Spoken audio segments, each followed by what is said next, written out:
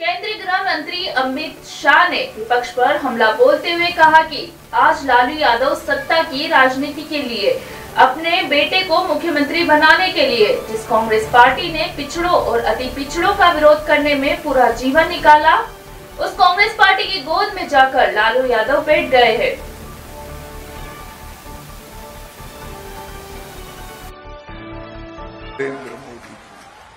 आज लालू जी सत्ता की राजनीति के लिए अपने बेटे को मुख्यमंत्री बनाने के लिए पूरा जीवन, एक राजनीतिक पार्टी का भी जीवन होता है, पूरा जीवन जिस कांग्रेस पार्टी ने पिछड़ा और अति पिछड़ाओं का विरोध करने में डाला, वो कांग्रेस पार्टी की गोदी में लालू जी बैठ गए। सीएम योगी आदित्यनाथ ने सभा को संबोधित करते हुए कहा कि समाजवादी पार्टी का मतलब जिसका संसार से कोई संबंध नहीं है, अपने से बड़े छोटे का ये लोग लिहाज नहीं करते। ये राम भक्तों पर गोली चलाते थे और देशद्रोहियों पर दायर मुकदमों को वापस लेने का काम करते थे। आगे क्या कुछ कहा, सुनिए।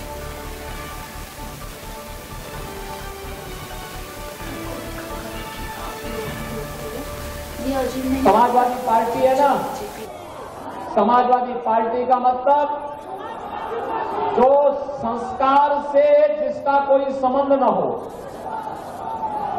अपने से बड़े छोटे का लिहाज नहीं करते लोग, अपने से बड़ों को जबरदस्ती धक्का देके बाहर कर देते हैं। और यही नहीं, ये लोग ठीक उल्टा आचरण करते हैं। जैसे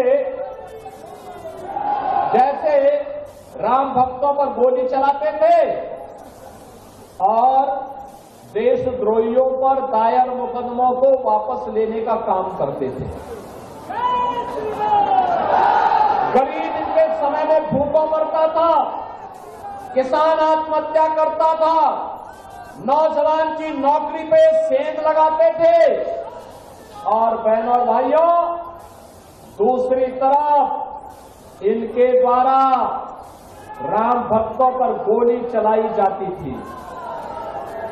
इनके समय के कारनामे अगर उजागर हो जाए तो समाजवादी पार्टी के नेता कहीं मुंह दिखाने के लायक नहीं बचेंगे। और यही कहने के लिए मैं आया हूं बहनों और भाइयों, याद करिए ये प्रयागराज का माफिया हो या गाजीपुर का माफिया, कौन अपने गले का हार बनाया था?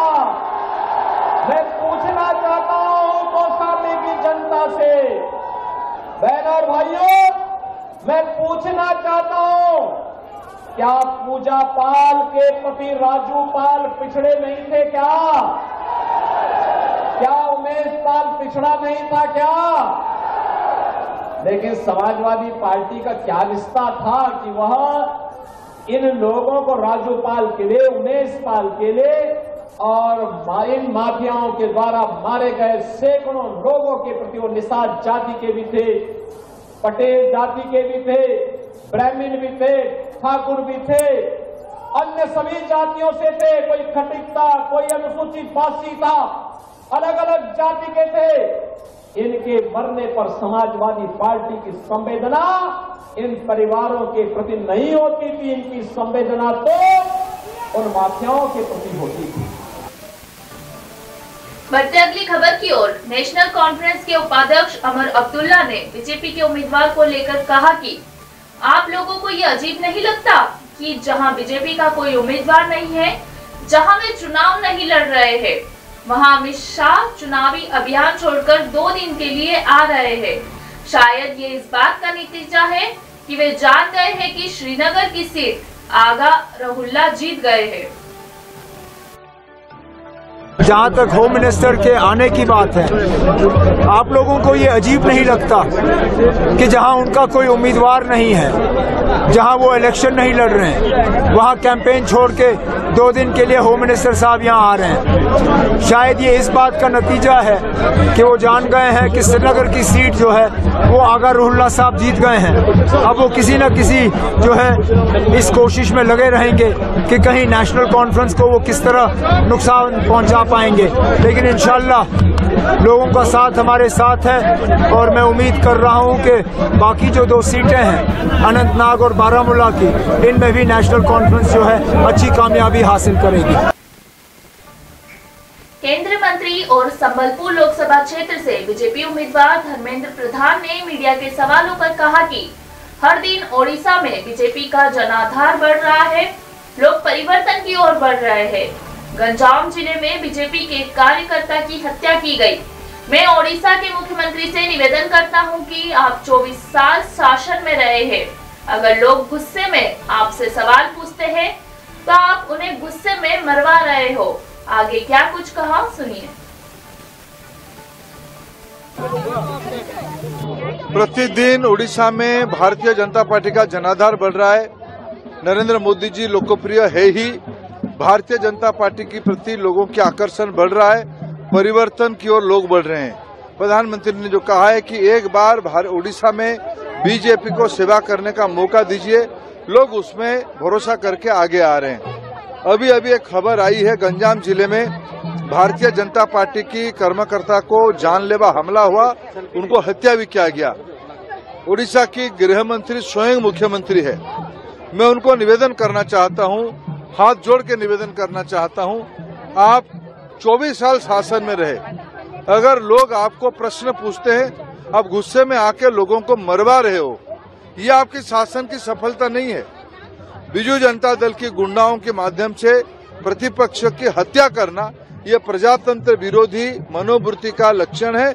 इससे नवीन बाबू उनकी पार्टी निवृत्त रहे, नहीं तो लोग उनको और जोर से हराएंगे।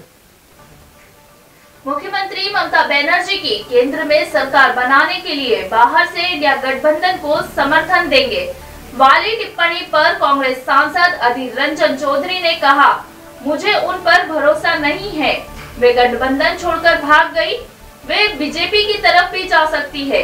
वे कांग्रेस पार्टी को नष्ट करने की बात कह रही थी कि कांग्रेस को 40 से अधिक सीट नहीं मिलेगी, लेकिन अब वहां यह कह रही है कि इसका मतलब है कि कांग्रेस पार्टी और गठबंधन सत्ता में आ रहा है।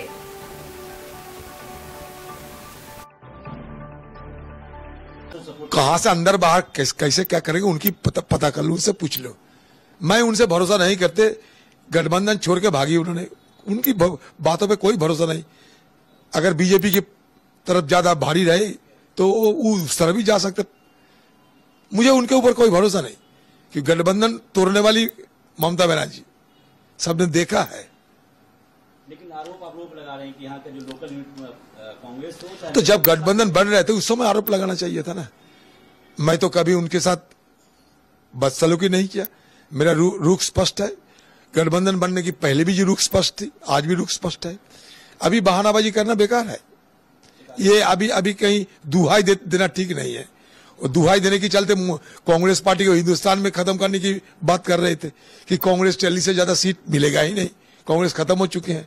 अभी दुहाई देना शुरू कर दी। इसका मतलब ये कि कांग्रेस पार्टी और दूसरे गठबंधन जो है, कांग्रेस पार्टी के साथ दूसरे जो गठबंधन है वो सत्ता पे आ रहे हैं। इसके लिए अभी मतलब जिसको कहते हैं कि लाइन लगाना शुरू कर दिया ममता बनर्जी। बढ़ते अगली खबर की ओर। सपा अध्यक्ष अखिलेश यादव ने लोकसभा चुनाव को लेकर कहा कि यहां इस लोकसभा चुनाव में लड़ाई बड़ी है और मैं उन सभी को धन्यवाद देता हूं जो समर्थन कर रहे हैं। देश मन मर्जी वालों से नहीं चलेगा। अब देश का एक नागरिक मन की बात नहीं, संविधान की बात सुनना चाहता है।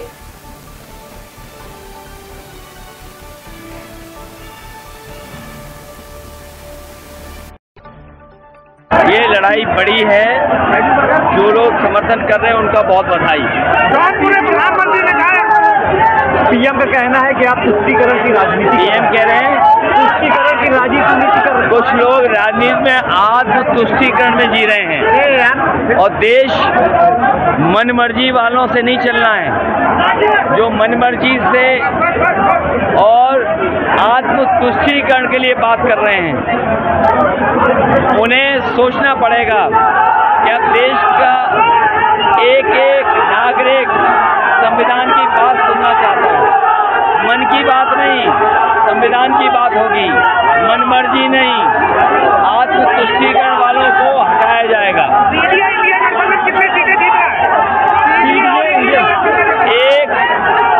एक सीटों सीट में लड़ाई में है, बाकी सब सीटें इंडिया गठबंधन जीत रहा है।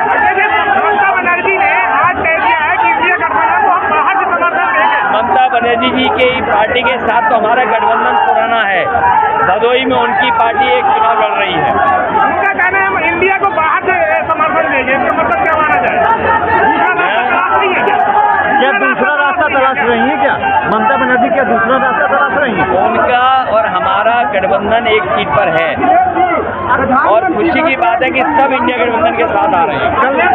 इसका मतलब ये है कि इंडिया गठबंधन सरकार बनाने जा रहा है। कल माया और 4 जून को फ्रीडम ऑफ प्रेस भी होने जा रही है। आप लोग भी उत्सव मनाना।